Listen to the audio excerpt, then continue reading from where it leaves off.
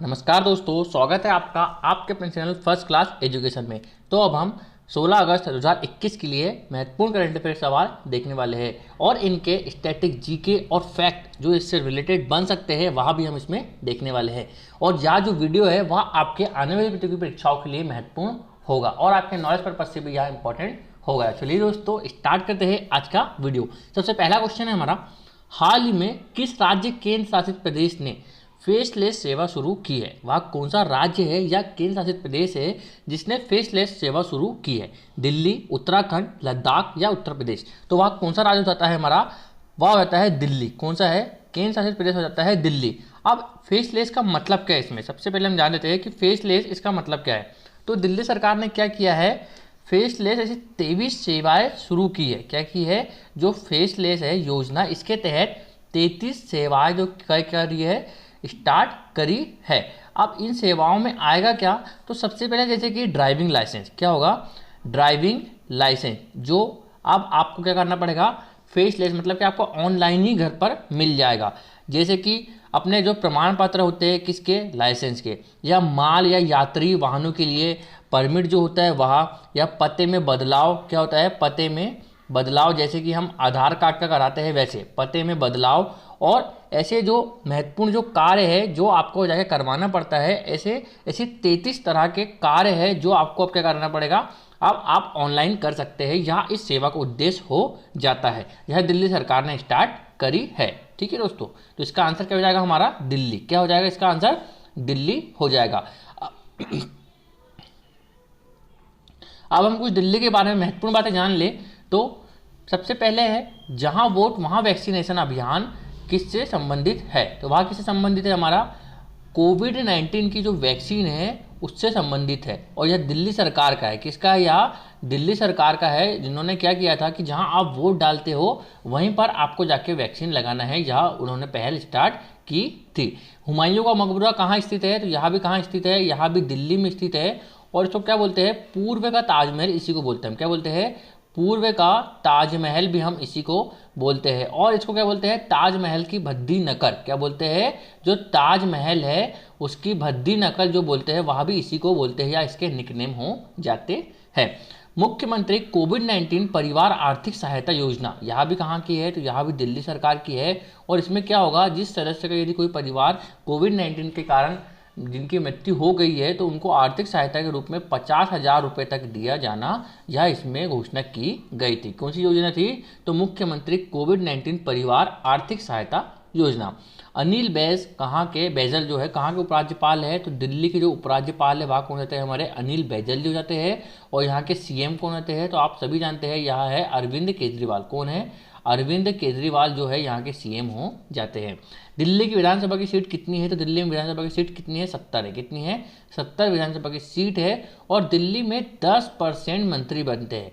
पूरे भारत में हर राज्य में कितने परसेंट मंत्री बनते हैं? 15%। लेकिन दिल्ली एक ऐसा एक लौता केंद्र शासित प्रदेश है जहाँ पर 10% मंत्री बनते हैं। मतलब कि 70 और 10% 7 मंत्री होंगे, जिसमें से एक तो क्या होंगे हमारे? सीएम हो जाएंगे और 6 हमारे मंत्री हो जाएंगे। ठीक है दोस्तों, चलिए आगे बढ़ते हैं। महत्वपूर्ण योजनाएं जो कोविड-19 के समय इंपॉर्टेंट थी और उसके बाद भी आपके लिए जो योजनाएं चलाई गई है राज्यों ने, तो वह हम देखने वाले हैं। तो मिशन हौसला योजना, सबसे पहले है मिशन हौसला। किसने चलाई थी? तो यह उत्तराखंड पुलिस के द्वारा चलाई जाती है। और इसके तहत हुआ क्या था? तो जो कोविड-19 से जो ग्रसित व्यक्ति थे उनको घर पर ही इलाज करना उनका, और पुलिस के द्वारा उसकी सहायता करना, यह इसका उद्देश्य हो जाता है। अंकुर योजना का संबंध हमारे मध्य प्रदेश से हो जाता है जो वृक्षारोपण से संबंधित है। प्राणवायु देवता योजना, यह किससे संबंधित है? हरियाणा से संबंधित है। और इसमें गांव के लोगों को क्या मिलेगा? जो वृक्ष है, जो 75 साल से ऊपर के वृक्ष है उनके लिए इनको क्या मिलेगी? पेंशन मिलेगी। यह इसकी मुख्य उद्देश्य हो जाता है। कोविड फतेह योजना, यह पंजाब सरकार की है। जो गांव कोविड वैक्सीन पूरे 100% कर लेगा उन गांवों को डेवलपमेंट के लिए कुछ राशि दी जाएगी। यह इस योजना का उद्देश्य हो जाता है। मेहतारी दुलार योजना छत्तीसगढ़ की सकती है। स्मार्ट किचन योजना केरल की। प्यार का पौधा बिहार की योजना रहती है, यह भी वृक्षारोपण से संबंधित है। चिरंजीवी योजना यह राजस्थान की रहती है। और सबसे बड़ी स्वास्थ्य बीमा योजना हो जाती है कहाँ की? राजस्थान सरकार की चिरंजीवी योजना। सैल्ड योजना किसकी है? तो यह केरल सरकार की, महिलाओं से संबंधित हो जाती है। और ऑक्सीजन ऑन व्हील यह योजना हरियाणा की जाती है, जिसमें ऑक्सीजन सिलेंडर जिससे पहुंचाए गए थे हॉस्पिटल तक, किससे, वाहनों के द्वारा। ठीक है, चलिए आगे चलते हैं और नेक्स्ट क्वेश्चन की बात करता हूं मैं आपसे। 9 अगस्त 2021 को भारत सरकार ने 127वां संविधान संशोधन विधेयक लोकसभा में पेश किया है। इसका संबंध है अनुसूचित जाति से, अनुसूचित जनजाति से, अनुसूचित या ओबीसी सूची से, या फिर अनुसूचित या अनुसूचित जनजाति की सूची से इसका संबंध हो जाता है। तो इसका आंसर क्या हो जाएगा दोस्तों? इसका आंसर हो जाता है ओबीसी सूची से। क्या होता है? ओबीसी सूची से। अब इससे पहले हम सबसे पहले जान लेते हैं कि जो ओबीसी सूची है इसका संबंध क्या है या इसका मतलब क्या है। तो ओबीसी सूची का मतलब है कि ओबीसी में कौन से समुदाय आएंगे, क्या होगा, इसमें कौन से समुदाय आएंगे और इनको क्या क्या शक्ति या कितना आरक्षण रहेगा, यह सब इस सूची में आएगा, या इसका उद्देश्य होता है किसका? ओबीसी सूची का। अब इससे पहले यदि आपसे मैं बात करूं तो इससे पहले क्या हुआ था? 102 संविधान संशोधन हुआ था। कौन सा हुआ था? 102वां संविधान संशोधन होता है। अब उसमें क्या कहा गया था? तो इसमें जो समुदाय है, शक्ति है या आरक्षण है, यहाँ सारी जो चीज़ें डिसाइड कौन करेगा या निर्णय कौन लेगा इसका? तो इसका निर्णय कौन लेगा ओबीसी सूची का? तो वहाँ राष्ट्रपति जी लेते थे। कौन लेते थे? राष्ट्रपति जी लेते थे, या इनके अंतर्गत आती थी। ओबीसी जो सूची थी वह राष्ट्रपति के अंतर्गत आती थी। पर अब क्या हुआ है? हाल ही में 127वां संविधान संशोधन हुआ है और इसमें क्या कहा गया है? तो इसमें यह कहा गया है कि अब जो निर्णय लेंगे वह कौन लेंगे? तो वह लेंगे राज्य सरकार और केंद्र सरकार। कौन? राज्य सरकार और जो केंद्र सरकार है वह इसका निर्णय लेंगे कि ओबीसी जो समुदाय है या जो शक्ति या आरक्षण है वह कौन डिसाइड करेगा? अब राज्य सरकार और केंद्र सरकार करेगी अपने अपने यहाँ। ठीक है दोस्तों, यह इसका मेन उद्देश्य हो जाता है। अब यह विधेयक पारित किसने किया है? तो सामाजिक अधिकारिता मंत्रालय, उसके मंत्री कौन है? वीरेंद्र कुमार। कौन है? वीरेंद्र कुमार उसके मंत्री रहते हैं। इन्होंने यह विधेयक लाया है। कहाँ? लोकसभा के अंदर। लोकसभा में अभी कितनी सीटें हैं दोस्तों? आपको यहाँ कमेंट बॉक्स में कमेंट करके बताना है। लोकसभा के स्पीकर कौन है? ओम बिरला जी अभी लोकसभा के स्पीकर हो जाते हैं। ठीक है दोस्तों, चलिए आगे चलते हैं। यह क्या है? हमारी संसद है। यह सारी चीज़ें कहाँ होती है? संसद में पारित होती है। अब सबसे पहले केंद्रीय सामाजिक न्याय अधिकारिता के मंत्री कौन है? तो वह कौन है? हमने आपको बता दिया, वीरेंद्र सिंह। कौन है? हमारे वीरेंद्र सिंह जो है वह क्या है? इसके मंत्री है, या वीरेंद्र कुमार यहाँ मंत्री हो जाते हैं। 102वां संविधान संशोधन क्या है? हमने आपको समझा दिया कि राष्ट्रपति के अधीन आता था। ओबीसी जो समुदाय है या ओबीसी सूची जो है वह राष्ट्रपति के अंतर्गत आती थी, यह इससे रिलेटेड था। ओबीसी जो आयोग है वह किस अनुच्छेद में आता है? तो 338B। किसमें? 338B में ओबीसी समुदाय आता है। अब 338 में क्या आता है? तो 338 में आता है एससी समुदाय, और 338A में क्या आता है? तो वह आता है एसटी समुदाय। एससी का मतलब अनुसूचित जाति और एसटी का मतलब होता है अनुसूचित जनजाति। और ओबीसी आयोग किस में आता है? 338B के अंदर यह आता है। ठीक है दोस्तों, आई होप आपको यह चीज़ें समझ में आई होगी। अब हम भारत के कुछ महत्वपूर्ण जो संविधान संशोधन है जो अभी तक हुए हैं हम वहाँ डिस्कस करने वाले हैं, और कब हुए, किस सन में हुए, वहाँ भी आपसे डिस्कस करेंगे जो आपसे पूछे जाते हैं। तो सबसे पहले है पहला संविधान संशोधन कब हुआ था? तो यह हुआ था 1951 में। कब हुआ था? 1951 में होता है। और इसके अंतर्गत हुआ क्या था? तो 9वीं अनुसूची जोड़ी गई थी। क्या जोड़ी गई थी? 9वीं अनुसूची इसमें जोड़ी गई थी, जो भूमि रिलेटेड थी। ठीक है दोस्तों, 7वां अनुसार जो हम आपसे वह संविधान संशोधन डिस्कस कर रहे हैं जो इंपॉर्टेंट है। ठीक है दोस्तों, अभी तक के 127वां संविधान संशोधन लेटेस्ट है, तो 1 से लेकर 127 संविधान संशोधन हो गए हैं, लेकिन हम डिस्कस वहाँ कर रहे हैं जो आपके लिए इंपॉर्टेंट है, जो आपको जानना चाहिए। ठीक है, 7वां संविधान संशोधन 1956 में होता है, और इसमें क्या किया था? तो राज्यों का पूर्ण गठन हुआ था, जिसमें 14 राज्य और 6 केंद्र शासित प्रदेश बनते है। ठीक है दोस्तों, 42वां संविधान संशोधन जिसको हम क्या बोलते हैं? लघु संविधान संशोधन के नाम से भी जानते हैं, या लघु संविधान के नाम से हम जानते हैं किसको? 42वें संविधान संशोधन को। यह कब हुआ था? तो यह हुआ था 1976 में। यह सबसे इंपॉर्टेंट क्वेश्चन है, कई बार पूछा जा चुका है कि 42वें संविधान संशोधन किस सन में हुआ था? तो कब हुआ था? वह 1976 में। और इसको किस नाम से जानते हैं? तो लघु संविधान के नाम से जानते हैं। अब ऐसा क्यों? तो इसमें क्या हो रहा है? जो हमारी प्रस्तावना है, क्या है हमारी जो प्रस्तावना है, प्रस्तावना में हम भारत के लोग जहां से स्टार्ट होती है, तो पहली और आखिरी बार अभी तक के प्रस्तावना में एक बार ही संशोधन किया गया है। वह कब हुआ है? तो 42वां संविधान संशोधन था। केशवानंद भारती केस आपने सुना होगा, उसी के तहत यह हुआ था। तो इसमें क्या हुआ था, तो इसमें जो भारत के संप्रभु लोकतांत्रिक गणराज्य की परिभाषा को बदलकर क्या कर दिया था, संप्रभु समाजवादी धर्मनिरपेक्ष लोकतांत्रिक गणराज्य कर दिया गया था। राष्ट्र की एकता शब्द को बदलकर क्या किया गया था, राष्ट्र की एकता और अखंडता किया गया था। ऐसे कुछ महत्वपूर्ण शब्द जो जुड़े थे और कुछ हटे थे। ठीक है दोस्तों, और इसी के तहत क्या हुआ था, जो मौलिक कर्तव्य है हमारे, जो फंडामेंटल राइट है हमारे, तो उसमें क्या हुआ था, 42वें संविधान संशोधन में इस अधिनियम के तहत जिसे भाग 4A में क्या किया था, जोड़ा गया था। ठीक है, पहले यह संविधान में नहीं थे, जब संविधान लागू हुआ था तब मौलिक कर्तव्य हमारे संविधान में नहीं थे। उसे कब जोड़ा गया, तो इसे संशोधन, कौन सा संशोधन था, 42वें संविधान संशोधन था, उसी के तहत इसके भाग 4A में इसको जोड़ा गया था। और अनुच्छेद नंबर 51A किससे रिलेटेड है, हमारे मौलिक कर्तव्य से संबंधित हो जाते हैं। 51A में यह सम्मिलित है, जिसे नागरिक के मौलिक कर्तव्य की बात की गई है। तो आई होप आपको यह 42वां संविधान संशोधन समझ में आया होगा। इसमें क्या क्या हुआ था, इसको लघु संविधान संशोधन कहते हैं। 1976 में आता है और प्रस्तावना में पहली बार और आखिरी बार जो संशोधन हुआ था वह कब हुआ था, इसी संविधान संशोधन के तहत होता है। मौलिक कर्तव्य इसी के तहत जुड़ते हैं और 51A अनुच्छेद में आते हैं। ठीक है दोस्तों, चलिए आगे चलते हैं। अब 42वां संविधान संशोधन कब होता है, 1978 में होता है। और संपत्ति का जो अधिकार था उसको मौलिक अधिकार नहीं बल्कि सिर्फ कानूनी अधिकार बना दिया गया था।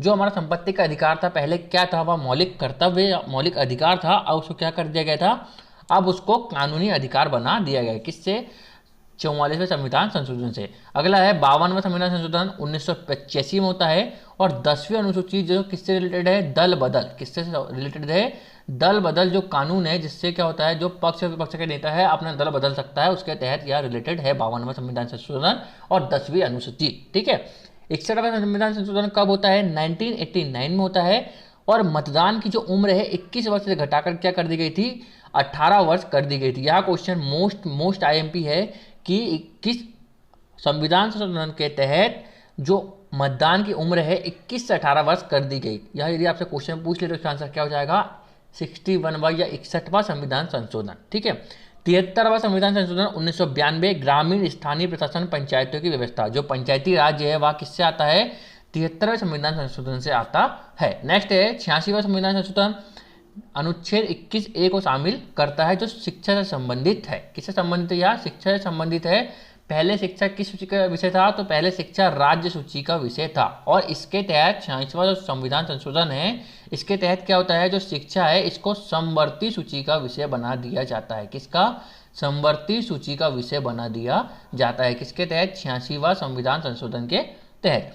101वां संविधान संशोधन 1989 में GST संबंधित, 2019 में यह GST संबंधित है। और 103वां संविधान संशोधन EWS, मतलब कि जो अदर बैकवर्ड जो क्लासेस है, जो OBC से नीचे वाले, उनसे संबंधित हो जाता है। और 104वां संविधान संशोधन हो जाता है ST/SC के लिए 10 वर्षों के लिए क्या कर दिया गया है, आरक्षण एक्सटेंड कर दिया गया है या बढ़ा दिया गया है। ठीक है, तो चलिए नेक्स्ट क्वेश्चन है हमारा, हाल ही में किस राज्य केंद्र शासित प्रदेश ने ई-नगर मोबाइल ऐप लॉन्च किया है, तो वह कौन सा है, वह है गुजरात। कौन सा है, गुजरात है। अब गुजरात ने किया क्या है इसमें, तो इसमें क्या होगा, इसमें इस शहर में 52 प्रकार की योजनाएं, कैसी 52 प्रकार की जो सुविधाएं है या सेवाएं है उसको एक जगह उपलब्ध कराना, एक जगह उपलब्ध कराना ही इसका मेन उद्देश्य हो जाता है। जैसे कि पानी का जो रखरखाव है, बिजली की शिकायत हो गई, जल निकासी, या सारी जो शिकायतें जो इसका निवारण है वह सारा इसी के अंतर्गत आएगा। किसके अंतर्गत, ई-नगर के अंतर्गत। ठीक है दोस्तों, चलिए आगे चलते हैं। कुछ महत्वपूर्ण बातें, यहाँ कौन है, विजय रूपाणी जी है। कौन है यहाँ, विजय रूपाणी जी है, जो कहाँ के CM है, हमारे गुजरात के CM हो जाते हैं। ठीक है, आगे चलते हैं। भारत की पहली वर्ल्ड हेरिटेज सिटी कौन सी है, तो वह है अहमदाबाद। कौन सी है हमारी, अहमदाबाद भारत की पहली वर्ल्ड सिटी हो जाती है, अहमदाबाद। ठीक है, यह पहली सिटी है। और दूसरी कौन सी है, तो वह है दूसरी जयपुर। कौन सी है, दूसरी है जयपुर। अहमदाबाद 2017 में शामिल होती है और जयपुर 2019 में शामिल होती है। भारत की पहले इलेक्ट्रिकल वाहन सिटी कौन सी है, तो वह है केवड़िया। और केवड़िया कहाँ पर है, हमारे गुजरात में, साधु बेट के किनारे, नर्मदा नदी के किनारे साधु बेट का द्वीप है। और वहाँ पर सरदार वल्लभ भाई पटेल की मूर्ति 182 फीट, जिसके जो आर्किटेक्चर है वह कौन है, राम सुतार जी हो जाते हैं। काका परमाणु संयंत्र भी कहाँ हो जाता है हमारे, यहाँ भी गुजरात के अंदर हो जाता है। हाल ही में भारत की 40वीं यूनेस्को सिटी कौन सी है, तो वह है धौलावीरा। कौन सी है, धौलावीरा जो है वह 40वीं यूनिवर्सिटी जो यूनेस्को साइट हो जाती है लोथल गुजरात। कहाँ है, लोथल गुजरात। ठीक है दोस्तों। साधु बेट द्वीप कहाँ स्थित है, तो यहाँ पे गुजरात में स्थित है, केवड़िया में। और किस नदी के किनारे, तो नर्मदा के नदी किनारे हो जाता है। नेक्स्ट क्वेश्चन की बात करता हूँ मैं। इसरो का GSLV F10 EOS 03 मिशन का संबंध है, यह संबंधित हो जाता है पृथ्वी के अवलोकन से। किससे संबंधित हो जाता है, पृथ्वी के अवलोकन से इसका संबंध हो जाता है। और अभी हाल ही में क्या हुआ था, 12 अगस्त को यह इसरो ने लॉन्च किया था और यह क्या हो गया था, फेल हो गया था। क्या हो गया था, फेल हो गया था।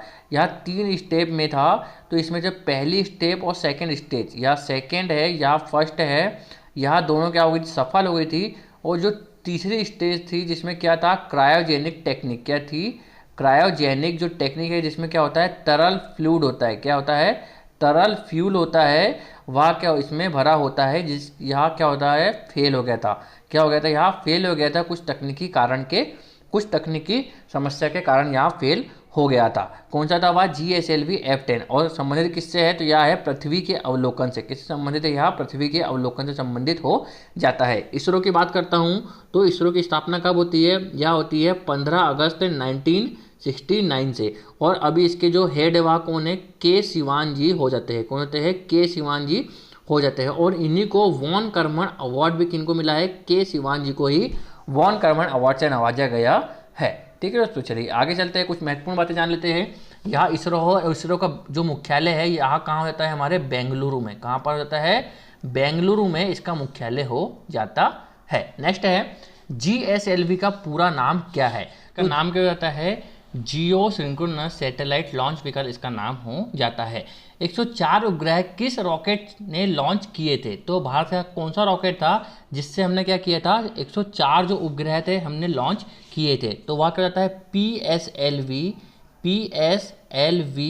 C-37, जिसके तहत क्या हुआ थे, हमने 104 उपग्रह जो किए थे वह लॉन्च किए थे और रिकॉर्ड बनाया था। क्या किया था, विश्व रिकॉर्ड बनाया था, जिसको अब किसने तोड़ा है, तो स्पेस एक्स कंपनी ने 143 सैटेलाइट लॉन्च किए हैं। किससे, वाह किए हैं फाल्कन 9 से। किससे किए हैं, फाल्कन 9 रॉकेट से इन्होंने लॉन्च किए हैं और यह रिकॉर्ड अब इनके नाम हो गया है। कौन सी कंपनी है, तो वह है स्पेस एक्स, जिसके जो हेड है वह कौन होते हैं, एलोन मस्क हो जाते हैं। भारत का मंगल मिशन किस उपग्रह से गया था, तो मंगल जो मिशन है हमारा वह किससे गया था, हमारा GSLV। किससे गया था, हमारा PSLV C-25 से भारत का मंगल मिशन जाता है। कब, 2013 में। और चंद्रमा का मिशन किससे, जो चंद्रमा मिशन है वह किससे संबंधित है, तो वह है PSLV C-11 2008 में। कब, 2008 में जाता है। और मंगल मिशन कब गया था, हमारा 2013 में गया था और 2014 में पहुंच गया था। चंद्रयान 2 का संबंध किससे है, तो यह हो जाता है हमारा GSLV MK3M1। क्या था, फिर से लिखते हैं GSLV MK3M फर्स्ट से यहाँ जाता है। कौन सा, चंद्रयान 2, जिसमें क्या होता है, विक्रम क्या होता है, हमारा लैंडर होता है। और प्रज्ञान क्या था, इसमें प्रज्ञान था हमारा रोवर। क्या था, रोवर हो जाता है। ठीक है दोस्तों, चलिए आगे चलते हैं। नेक्स्ट क्वेश्चन की बात करता हूँ। 14 अगस्त 2021 को रामसर की सूची में भारत और भारतीय आर्द्रभूमि, क्या थी, भारतीय आर्द्रभूमि जोड़ी गई है। अब वह भारत में कितनी रामसर साइट हो गई है, तो भारत में कितनी रामसर साइट हो गई है, 46 हो गई है। कितनी हो गई है, 46। इससे पहले कितनी थी, 42 रामसर साइट थी। अब आर्द्रभूमि का मतलब क्या है, तो जो दलदली जगह होती है, जो दलदली जगह होती है या नमी वाली जगह होती है, उसका संरक्षण करना। क्या होता है, उसका संरक्षण करना इसका महत्वपूर्ण उद्देश्य हो जाता है। तो इसके लिए क्या होता है, रामसर कन्वेंशन हुआ था। क्या हुआ था, रामसर कन्वेंशन होता है। कब होता है, तो यह होता है 2 फरवरी 1971 में होता है। और कहाँ पर होता है, तो यह रामसर स्थान में होता है। और रामसर स्थान कहाँ आता है, ईरान के अंतर्गत आता है। यह कन्वेंशन में क्या कहा गया था कि जो आर्द्रभूमि है इसका संरक्षण करना इसका मुख्य उद्देश्य हो जाता है। ठीक है दोस्तों, तो अभी क्या हुआ है, जो 4 जगह है वह 4 जगह इसमें जोड़ी गई है। तो वह कौन कौन सी है, तो 2 तो हमारी हरियाणा की होती है। कौन कौन सी है? एक तो सुल्तानपुर नेशनल पार्क। कौन सी है? सुल्तानपुर नेशनल पार्क है, जिसमें 220 प्रकार के बर्ड पाए जाते हैं। कितने? 220 प्रकार के बर्ड पाए जाते हैं। और दूसरा है बिंदवास। कौन सा है दूसरा? बिंदवास जो है वहाँ पर 265 प्रकार के पाए जाते हैं, बर्ड पाए जाते हैं। यह दोनों हरियाणा की जाती है। और जो 2 है, तो एक जो 2 है वह है गुजरात के। तो गुजरात का कौन सा है? तो गुजरात का है हमारा थोल। कौन सा? एक थोल जीव अभ्यारण्य या पक्षी अभ्यारण्य जो है वह यहाँ हो जाता है। और यहाँ पर 320 प्रकार की बर्ड की प्रजाति पाई जाती है। और दूसरा कौन सा है? वह भी गुजरात का है। और वह कौन सा होता है? बांदवाना। कौन सा है? बांदवाना। जो भी यहाँ भी कहाँ का होता है? यहाँ भी गुजरात का जाता है। और यहाँ भी एक पक्षी अभ्यारण्य है। ठीक है दोस्तों, जिसमें गिद्ध और लैपमिंग आदि जैसे जो पक्षी है वहाँ मिलते हैं। कहाँ पर? हमारे गुजरात के अंदर। तो यहाँ 4 जो साइड है, रामसर साइड, अभी हाल ही में शामिल की गई है। तो वहाँ कौन कौन सी है? एक तो थोल हो गई, दूसरी हो गई बांदवाना हो गई, तीसरी हमारी कौन सी हो गई? सुल्तानपुर, और चौथी हो गई बिंदवास। यह 4 है। इसको मिलाकर अब कितने हो गए? टोटल 46 रामसर साइट भारत में हो गई है। रामसर कन्वेंशन का उद्देश्य क्या है? तो दलदली भूमि जो है उसका क्या करना है? संरक्षण करना। रामसर कन्वेंशन कब होता है? तो 2 फरवरी 1971 को होता है। भारत में पहली रामसर साइट कौन सी थी? तो वहाँ थी चिल्का झील। कौन सी थी? चिल्का झील थी। इसी के अंदर क्या है? नलबाना पक्षी अभ्यारण्य। क्या है इसमें? नलबाना पक्षी जो अभ्यारण्य वह चिल्का झील के अंदर आता है। भारत की 42वीं रामसर साइट कौन सी है? तो वह श्वेतकर झील। कौन सी है? श्वेतकर झील है, जो कहाँ पर है? हमारे लद्दाख में आती है। कहाँ पर आती है? लद्दाख में। विश्व आर्द्रभूमि दिवस कब मनाया जाता है? तो 2 फरवरी को मनाया जाता है। भारत में सबसे अधिक रामसर साइट किस राज्य में है? तो वह है यूपी में। और यहाँ पर कितनी है? 8 रामसर साइट है यूपी के अंदर। नेक्स्ट है, हाल ही में देश का पहला राष्ट्रीय समुद्री विरासत परिषद कहाँ बनाया गया है? तो यहाँ कहाँ बनाया गया है? यहाँ भी गुजरात में बनाया गया है। कहाँ बनाया गया है? हमारे गुजरात में बनाया गया है। और इसका उद्देश्य क्या हो जाता है? तो इसका जो उद्देश्य है एक पर्यटन स्थल बनाना है। इसको क्या बनाना है? एक पर्यटन स्थल बनाना अंतर्राष्ट्रीय स्थल पर। किस पर? अंतर्राष्ट्रीय मानक या स्थल पर जो पर्यटन स्थल बनाना। तो कौन बनाएगा? यह बनाएगा नेशनल मैरीटाइम होगा, नेशनल मैरीटाइम हेरिटेज कॉम्प्लेक्स। अब इसमें क्या क्या चीज़ें आएगी? तो इसमें आएगा मनोरंजन के लिए स्थल पार्क हो जाएंगे। ठीक है, जैसे कि अभी हम आपको बताते हैं, फोटो बताते हैं आपको, जैसे ये है। तो इसमें मनोरंजन के लिए क्या हो जाएगा? स्थल पार्क के संगीत की जैसे कार्यक्रम, महत्वपूर्ण जो कार्यक्रम है या कई पर्यटन प्रकार की जो सुविधा है वह इसके अंदर रखी जाएगी। और यह क्या बनाया जाएगा? इसको एक अंतर्राष्ट्रीय विरासत के रूप में इसको डेवलप किया जाएगा। यह इसका मेन उद्देश्य हो जाता है। भारत की पहली जो सिटी है वह वर्ल्ड हेरिटेज सिटी कौन सी है? अहमदाबाद जो है वह वर्ल्ड हेरिटेज सिटी पहली यहाँ हो जाती है। भारत की पहली इलेक्ट्रिकल सिटी केवड़िया हो जाती है। हमने आपको बता दिया। पर्यटन मंत्री कौन है? तो यह है जी किशन रेड्डी। कौन है? जी किशन जो रेड्डी है या पर्यटन मंत्री हो जाते हैं। हाल ही में भारत की 40वीं यूनेस्को साइट कौन सी है? तो वह है धौलावीरा। कौन सी है? धौलावीरा हो जाती है। सूरत किस नदी के किनारे है? तो ताप्ती नदी के। किसके किनारे है? ताप्ती नदी के किनारे सूरत हो जाता है। अगला क्वेश्चन है, हाल ही में जारी बुजुर्ग को जीवन जो गुणवत्ता है सूचकांक में बुजुर्गों की आबादी वाले राज्य की श्रेणी में कौन सा स्थान प्राप्त हुआ है? तो बुजुर्गों के लिए क्या किया गया है? अभी एक सूचकांक जारी किया गया है, जिसमें सबसे ज़्यादा बुजुर्ग कहाँ पर है? हमारे राजस्थान सरकार में है। कहाँ पर है? हमारे राजस्थान के अंतर्गत आते हैं। अब इसमें होगा क्या? तो इसमें जो बुजुर्ग के लिए क्या होगा? सामाजिक सुरक्षा। कौन सी? सामाजिक सुरक्षा, आय सुरक्षा, ऐसे कुछ महत्वपूर्ण क्या किए गए हैं? आधार लिए गए हैं, जिसके तहत क्या हुआ है? यह सूचकांक बना है, जिसमें क्या होगा? राजस्थान सरकार क्या है? पहले नंबर पर है, क्योंकि यहाँ पर बुजुर्गों की संख्या कितनी है? 5 मिलियन से अधिक। कितनी है? 5 मिलियन से अधिक यहाँ पर बुजुर्गों की संख्या हो जाती है। और इनके लिए यहाँ क्या किया गया? सूचकांक जारी किया गया है। अब कुछ महत्वपूर्ण सूचकांक के बारे में बात कर लेता हूँ। तो वर्ल्ड हैप्पीनेस सूचकांक में भारत कौन सा नंबर पर है? 139। वैश्विक भूखमरी सूचकांक में 94 नंबर पर। ग्लोबल जेंडर सूचकांक में 140वें नंबर पर। वर्ल्ड प्रेस सूचकांक में 142वें। मानव विकास सूचकांक में 131वें। Ease of doing business 63 number पर। Global innovation 48। सतत विकास सूचकांक 117 और आर्थिक विकास सूचकांक 121वें नंबर पर हो जाते हैं। नेक्स्ट है हमारा, हाल ही में कौन सा राज्य के नेशनल पार्क में सैटेलाइट फोन का उपयोग करने वाला देश का पहला राज्य बन गया है। तो वह कौन सा राज्य हमारा? असम हो जाता है। कौन सा हो जाता है? असम। और असम में भी कौन सा है? तो वह है काजीरंगा। कौन सा है? जो काजीरंगा नेशनल पार्क है, जहाँ पर क्या मिलता है? एक सिंग वाला गेंडा। कौन सा है? एक सिंग वाला जो गेंडा है, जिसके लिए फेमस है। यहाँ पर क्या लगे है? यहाँ पर लगे हमारे सैटेलाइट फ़ोन। अब इसके तहत क्या होगा? यह आम लोगों के लिए नहीं है, या सिर्फ और सिर्फ प्रशासन के लिए है, जिसके तहत क्या होगा? जहाँ पर कुछ भी जैसे कि बाढ़ वगैरह की कुछ संभावना होगी, तो वहाँ उससे क्या किया जाएगा? सरकार को अवगत कराया दिया जाएगा। सैटेलाइट फ़ोन का सिर्फ इतना उपयोग होगा। ठीक है दोस्तों, चलिए आगे चलते हैं। और असम के नेशनल पार्क की बात करूँ तो असम में 6 नेशनल पार्क है। कितने हैं? 6। तो सबसे पहला है कौन सा है? नामेरी। कौन सा है? नामेरी। एक तो काजीरंगा बता दिया, नामेरी, डिब्रू साइखोवा। कौन सा है? डिब्रू साइखोवा। तीसरा है हमारा मानस। कौन सा है? मानस। चौथा है हमारा देहिंग पटकाई। कौन सा है? देहिंग पटकाई।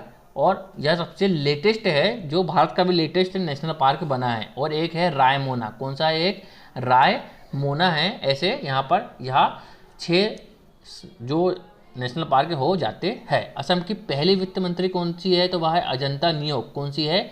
अजंता नियोग जो है अभी इस सरकार में है, यहाँ इसकी क्या हो जाती है? वित्त मंत्री हो जाती है पहली। और यहाँ के जो सीएम है वह कौन है? हिमंत कुमार बिस्वा। कौन है? हिमंत कुमार बिस्वा जी जो है यहाँ के सीएम हो जाते हैं। प्रतिवर्ष अंगदान दिवस कब मनाया जाता है? तो यहाँ मनाया जाता है हमारे, कब मनाया जाता है? यहाँ 12 अगस्त को। कब मनाया जाता है? सॉरी 13 अगस्त को। कब मनाया जाता है? यहाँ 13 अगस्त को यहाँ मनाया जाता है। अब इसमें होगा क्या? तो इसमें अंगों को दान किया जाएगा। क्या किया जाएगा? इसमें अंगों को दान किया जाएगा और यह प्रत्यारोपित किया जाएगा या बदला जाएगा। तो सबसे पहले यह कब मनाया गया था? तो यह सबसे पहले 1954 में ऐसा हुआ था। अब ऐसा क्यों हुआ था? तो पहले जो व्यक्ति थे वह कौन थे? तो वह थे डॉक्टर जोसेफ। कौन थे?